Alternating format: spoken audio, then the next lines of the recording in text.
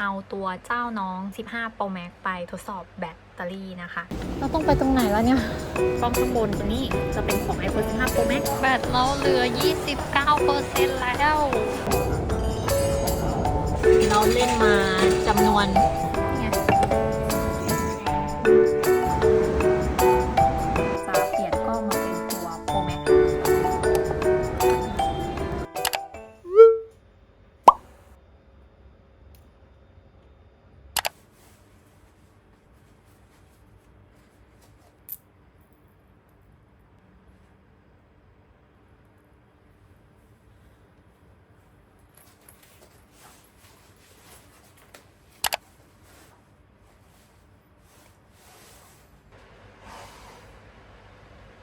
เดี๋ยวจะออกไป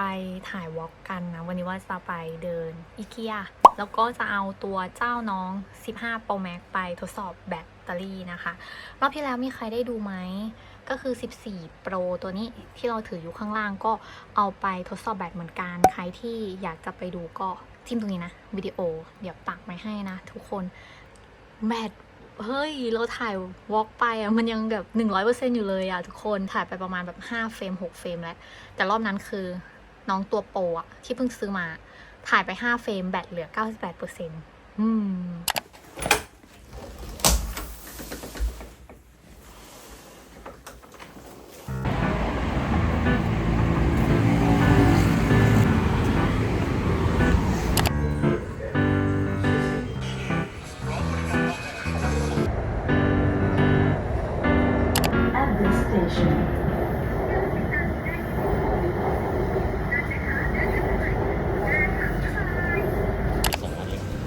เราต้องไปตรงไหนแล้วเนี่ย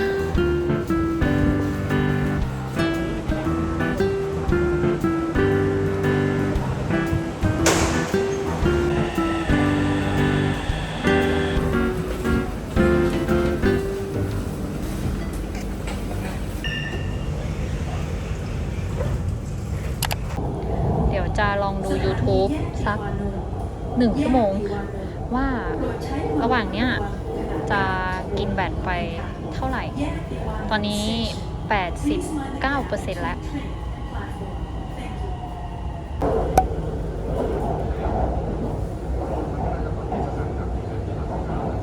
สรุปเราดูคลิปไปเป็นระยะเวลา25 นาทีติดต่อกันนะทุกคนก็แบตลงไปเหลือ 85% เท่ากับว่าลดลงไปน้อยมากเลยนะ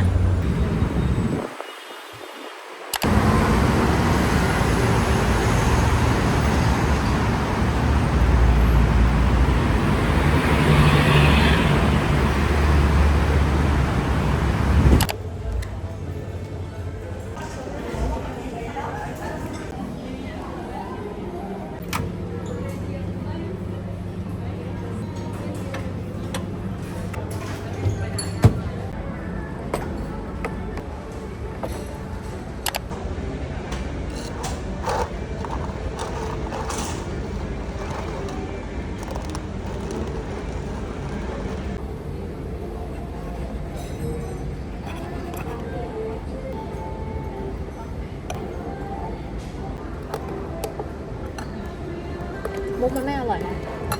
อันนี้ทดสอบเสียงนะทุกคนเราจะไม่ติดไมค์แล้วก็จะไม่ดันเสียงตอนตัดต่อด้วยกล้องข้างบนตัวนี้จะเป็นของ iPhone 15 Pro Max ส่วนข้างล่างตัวนี้จะเป็นของ iPhone 14 Pro นะเสียงจะเป็นประมาณนี้ก็จะเป็นเสียงแบบบรรยากาศข้างนอกที่มีเสียงรบกวนไม่รู้เหมือนกันนะว่าตัวไหนจะเสียงดีกว่ากัน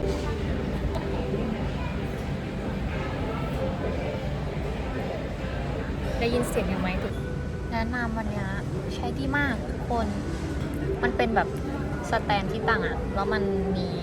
เป็นเหมือนวอลเล็ตที่เก็บบัตรได้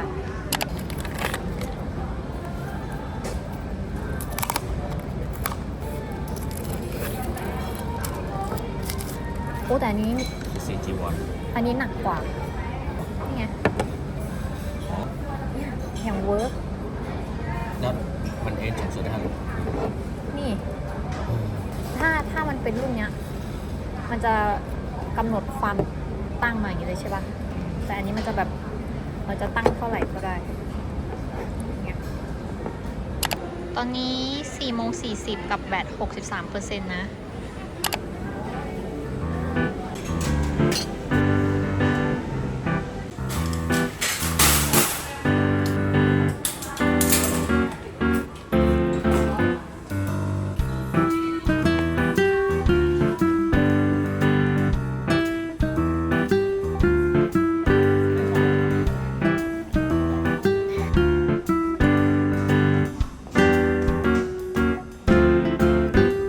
ทำไมอ่ะ ไม่รู้ว่ามันมีเพจมากเลยอะ690แค่ตัวของเคสป่ะเคส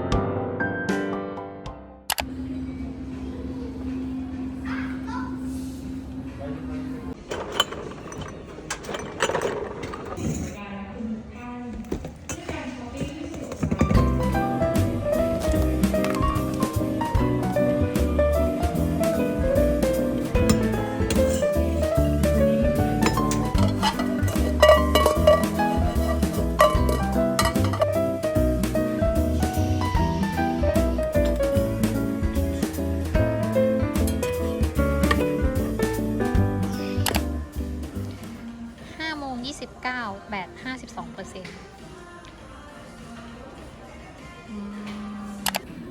นี่คือเปล่า ไม่ อันนี้นะ อืม ใช่แล้ว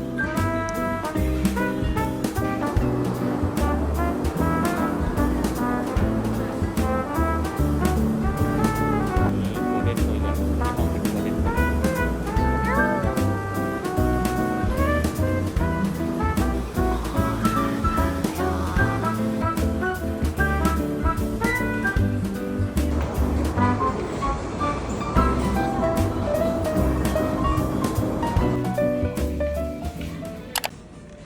อัปเดตแบตล่าสุดนะตอนนี้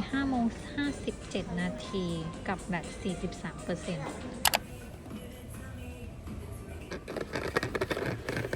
มันเก็บความเย็นปะโอ้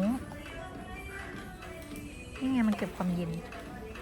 เก็บความร้อนความเย็นได้นานถึง6 ชั่วโมง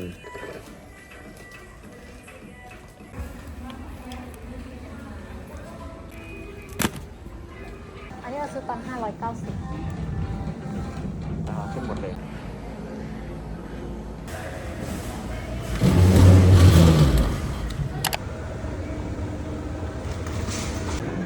อ๋อนี่ก็จ่ายไปเยอะนะ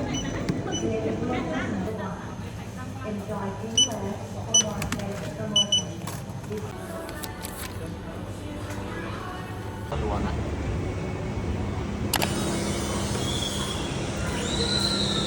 6:23แบต36%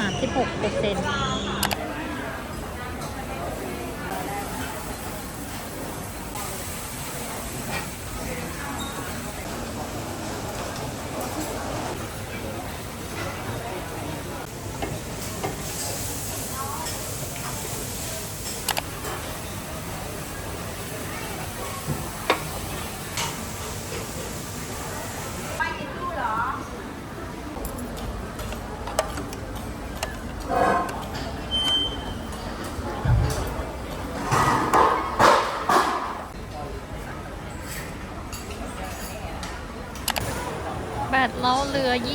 29% แล้ว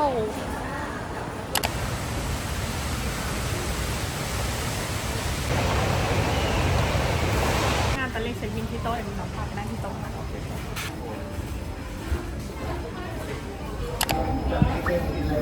ซูชิโร่คนน้อยกว่าแต่คนเยอะมากเลยนะ ว่างเต็มเลย แต่ก่อนเขาจะต้องรอคิว แต่ว่าเดี๋ยวนี้แบบเราไม่ต้องรอคิว แล้วก็โต๊ะว่างเยอะกว่าแต่ก่อนมาก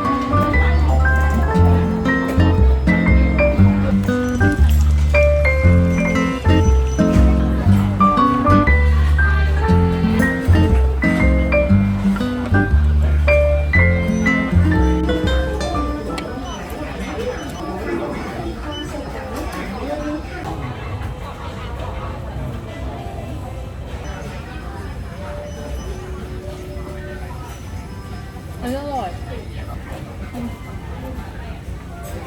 อันนี้อร่อย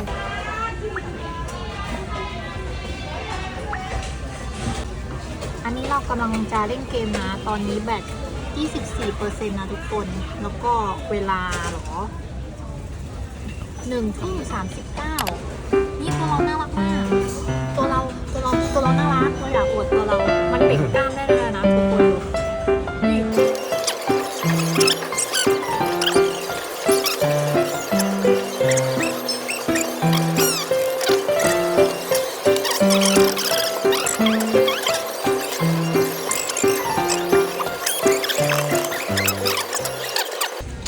เราเล่นมาจำนวนเท่าไหร่อ่ะ 5 นาที 44 แบตเหลือ 23% นะทุกคนแบบนี่ทุกคนหน้าเราน่ารักไหมน่ารัก อันนี้ผู้หญิงเล่น อันนี้ผู้ชายเล่น 2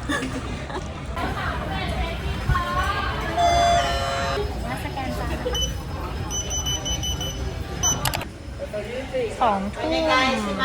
เหลือ 19% แล้วทุกคนตอนนี้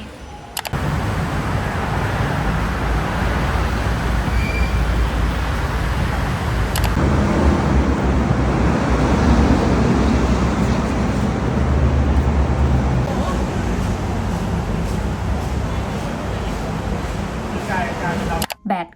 ค่อนข้างอืดกว่าตัว 14 Pro ที่เราเคยทำคอนเทนต์ถ่ายเทียบไปเมื่อปีที่แล้วนะ จากความรู้สึกส่วนตัวนะ ไม่ได้แบบไปลงดีเทลลึกคำนวณอะไรนะ จากความรู้สึกล้วนๆเลย 8 ชั่วโมงในการใช้งานเริ่มต้นจากแบต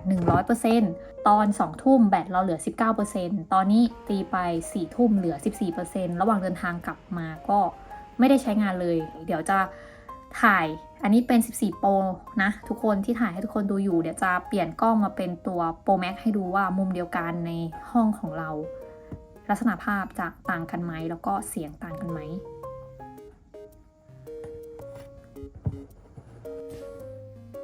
อันนี้ก็จะเป็นภาพจาก 15 Pro Max นะทุกคน เมื่อกี้เราจะใช้เครื่องตัวนี้เป็นตัวถ่ายแต่จริงๆคุณภาพแบบ 14 Pro ว่าเขาไม่ได้นะ มันก็ค่อนข้างจะชัดเลยคุณภาพภาพเขาก็ดีอยู่แล้วอะแต่ที่เห็นต่างเลยคือแบบสกินผิวเห็นต่างกันชัดเจนมากอันนี้เมื่อกี้ที่เราถ่ายเป็นมุมเดียวกันเลยอันนี้ลองถ่ายแบบเทียบเฟรมต่อเนื่องให้ทุกคนดูเนาะแฟนเราที่ไปวอล์กด้วยกันถ่ายวอล์กด้วยกันวันนี้ก็บอกว่าภาพ 15 Pro Max มันสวยกว่าในส่วนมุมมองตัวเนี้ยเราว่าแล้วแต่คนจะชอบแล้วกันแต่ส่วนตัวเราก็มันไม่ได้ต่างกันจนแบบว้าวอะไรขนาดนั้นอ่ะก็ใครที่มีงบจำกัดอะหรือว่า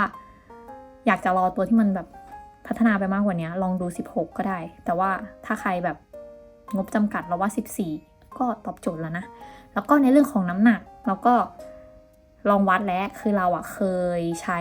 13 Pro Max แล้วก็ย้ายมาเป็น14 Pro แล้วก็ไปเป็น15 Pro Max ใช่ปะตัว15 Pro Max กับ13 Pro Max อะ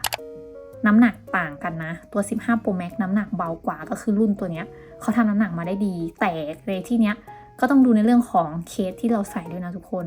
ถ้าเกิดมันการกระแทกแบบมากๆมันก็จะหนักนิดนึงเนาะ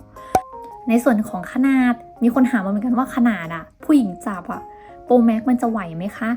ส่วนตัวเรานะก็ทำเทียบให้เลยระหว่างมือของผู้ชายจับโปรกับโปรแม็กเป็นยังไงมือของผู้หญิงจับโปรกับโปรแม็กเป็นยังไงก็ลองเทียบแล้วก็ตัดสินใจดูนะคะในเรื่องของแบตเตอรี่ก็ตามนั้นนะเรา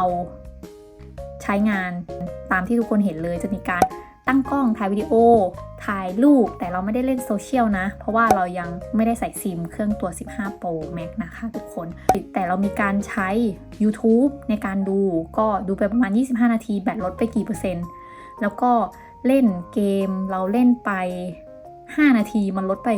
1% ป่ะถ้าจะไม่ผิด นั่นแหละแต่มันก็คงแล้วแต่เกมด้วยมั้งว่ากราฟิกแต่ละเกมมันไม่เท่ากันมันก็ใช้แบตไม่เหมือนกันปะอันนี้ไม่รู้นะไม่ได้ใส่เกมขนาดนั้นนะทุกคนหวังว่าคลิปนี้จะเป็นประโยชน์แล้วก็ช่วยในการตัดสินใจอะไรหลายๆอย่างได้นะกดไลค์กดแชร์ด้วยนะคะทุกคนไปแล้วฝากคลิปเคสด้วยนะที่เคสรีวิวโปรนะเดี๋ยวจะปักพิกัดไว้ให้นะคะก็เข้าไปดูกันได้นะบ๊ายบาย